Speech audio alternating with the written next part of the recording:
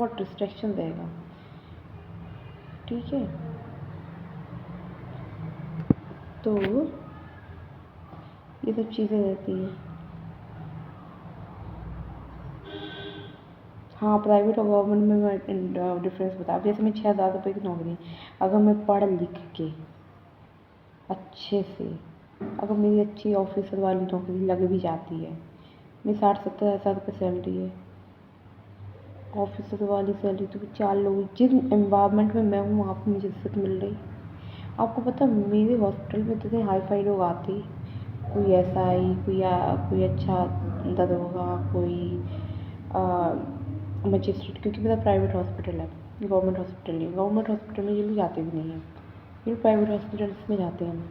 और government hospital में अच्छा इलाज होता भी नहीं है, मैं बताऊँ, ठीक है, प्राइवेट में वो भी जाता है। तो DM वगैरह, मजिस्ट्रेट वगैरह, तो ये कौन है ये गवर्नमेंट वाले व्यक्ति हैं जिनके पास पावर है और एक इमेज है। छोटे मोटे लोगों के सामने तो है ही है और बड़े लोगों के सामने भी है। बड़े बड़े लोग, पैसे वाले लोग इनके साथ बैठना प्रीफर करते हैं। तो गवर्नमेंट जॉब एक ठलुआ चीज़ नहीं है। अगर तुम्हारा बिजनेस अपना है, मैं तो कह दूँ गवर्नमेंट जॉब पाओ, समाज में इज्जत पाओ, उसके बाद उसी पैसे से बिजनेस स्टार्ट कर लो, है। और तुम्हें फिर वहाँ पे बहुत सारे रास्ते भी मिल जाएंगे कि तुम कौन सा बिजनेस स्टार्ट कर सकते हो, कौन सा नहीं, ठीक है।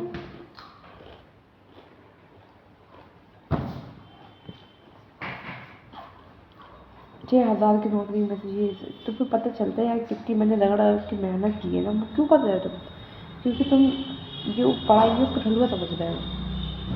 क्या पढ़ती मैं भी नहीं रही हूँ, वो बात अलग है, बट मैं एक बात कह रही हूँ, कोशिश तो मैं भी करती हूँ पढ़ने की, बट भगवान ने जो चाहा तो ही जाएगा, पढ़ ही लूँगी मैं।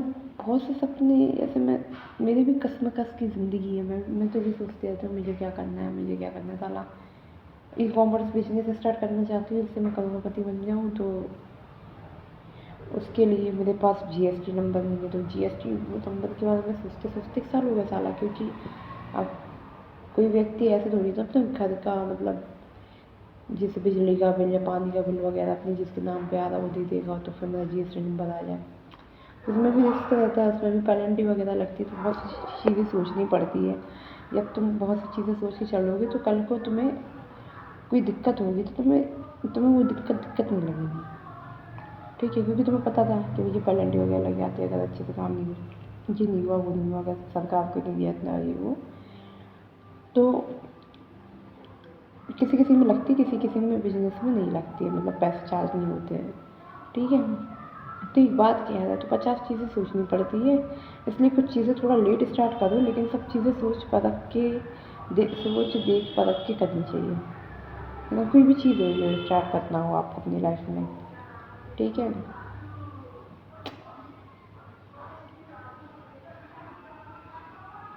और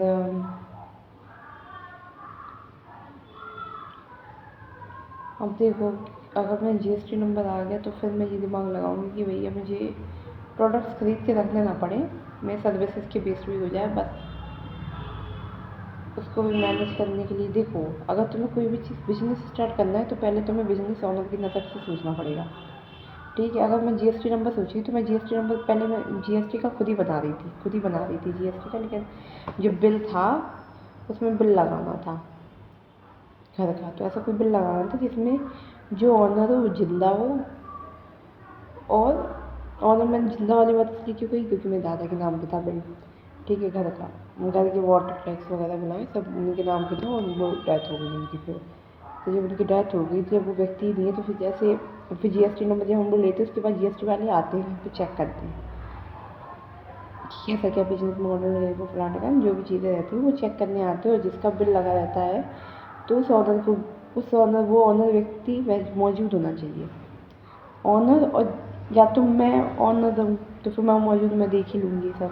लेकिन अगर तुम्हारा नाम पे कोई चीज़ नहीं है और तुम कोई चीज़ घर से स्टार्ट करना चाहते हो बाहर की वजह, क्योंकि बाहर करोगे तो रजिस्ट्री वगैरह हो जाएगी तुम्हारे नाम पर, तुम सब कर लोगे ये सब चीज़ें, ठीक है। वहाँ का बिजली का बिल बनाने में तो सब तुम्हारे नाम पर ये सब चीज़ें हो जाएगी मैनेज।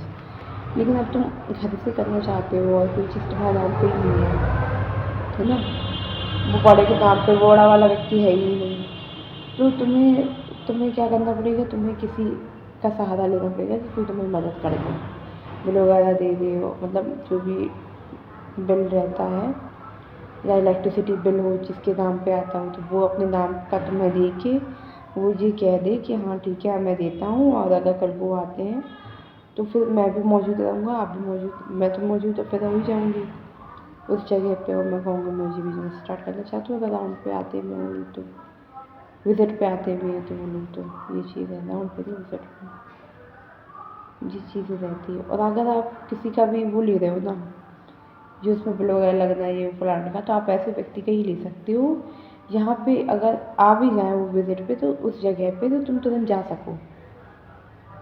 समझ में आया?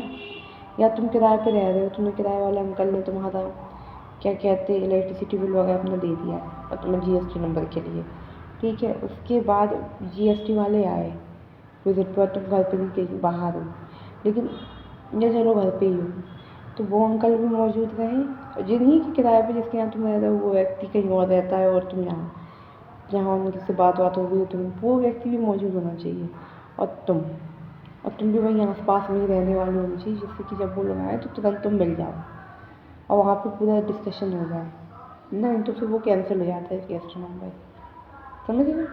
ये सब चीज़ें रहती हैं, तो बस अब जीएसटी नंबर आ गया फिर सोचा जाएगा, तुमको ऐसा नॉर्मली सोचना पड़ता है।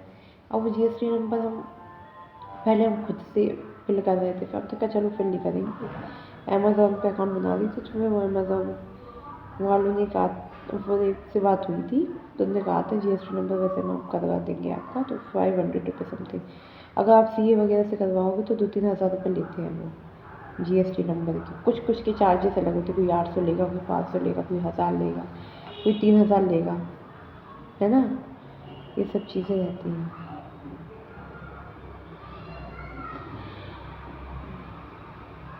तो मैं किसी के थ्रू सोच रही थी, पहले मैं यूट्यूब से ही देख के मैंने अपना पूरा फिल कर लिया था, लेकिन ये था कि वो बिल वगैरह जो था तो उसमें ऐसे व्यक्ति की ज़रूरत थी जो मौजूद हो सके, आप दोनों जब विजिट पे आए तो आप दोनों मौजूद हो सके, और जिस व्यक्ति का लगा है वो भी मौजूद, मतलब वो और आप लोग मौजूद, आप मौजूद हो सके और सारी चीज़ें हो जाए उसी वक्त हो जाए, ऐसा ऐसा।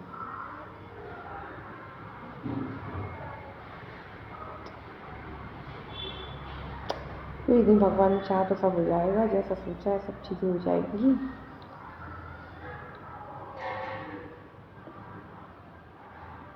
ऐड बहुत ज़रूरी है, जैसे आप कुछ भी ऑनलाइन भी अगर कॉमर्स बिजनेस स्टार्ट कर दो तो उस पर आपको ऐड चलाना ही पड़ेगा।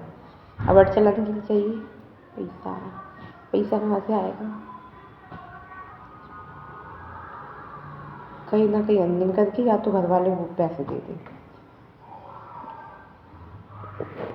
लेकिन पैसे लो तो ये भी सोच के लो कि भैया मुझे डुबाना नहीं है, इस पैसे को अच्छे से न्यूट्रलाइज करना है, अच्छी है कि न्यूट्रलाइज करवाओ कि भैया हमने ये सोचा था, हमने ये कर दिया, हो गया। कोई भी बिजनेस स्टार्ट करना है पहले ये देख लो, चाहे ऑनलाइन हो चाहे ऑफलाइन हो, अगर घर के पैसे लगा दे या अपने पैसे लगा दे तो पहले उसके अच्छा बुरा देख लो। अगर तुम तो कोई भी बिजनेस स्टार्ट करोगे तो हम लोग अच्छी वाली साइड देखेंगे कि भाई साहब हम बिजनेस स्टार्ट करेंगे तो हमें इतने पैसे लगाना, हो गया। बुरी साइड ये देख लो, इसका फिर बैड पॉइंट भी ये देखो कि कहाँ पे हम क्या नहीं करेंगे तो क्या हो जाएगा, वो बहुत ज़रूरी है, क्योंकि अगर वो नहीं देखा तभी पैसे इंसान के डूबते हैं, कहीं पे भी जो डूबते हैं। ठीक है, तो आज के लिए इतनी गपशप काफ़ी थी। ठीक है, और हम लोग इसे वीडियो को ऐड करते हैं, और मुझे लगता है कि देखो जो मेरा माइंड सेट है, जो मेरी थिंकिंग है, जो मेरी मेंटालिटी है, वो सारी बातें मैंने आपसे शेयर करी, जो मैं सोचती हूँ, जो मेरे सोचने का मतलब देखने का नज़रिया है, हर एक चीज़ है, वो मैंने यहाँ पे आपको मतलब दिखाई है। ठीक है, तो हम यहीं पे वीडियो को एंड करते हैं, और मुझे ऐसा लगता है इसी मेंटालिटी के साथ ही लोगों को रहना चाहिए।